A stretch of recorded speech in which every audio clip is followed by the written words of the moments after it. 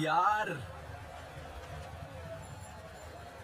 अगर दुनिया में कुछ सच्चा प्यार है तो वो हलवे से है।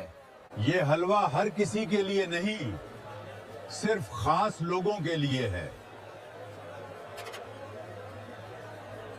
अगर पैसे नहीं तो दिमाग तो है।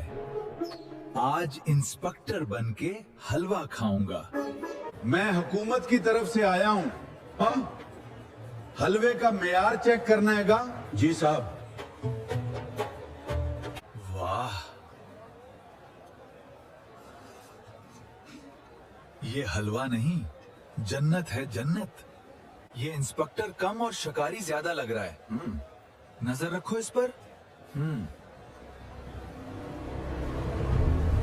मैं डॉक्टर जैशान हूं। हाँ? ये हलवा तो आलमी मेयार का है। अरे बाबा जी, बस आखिरी प्लेट खाने देते।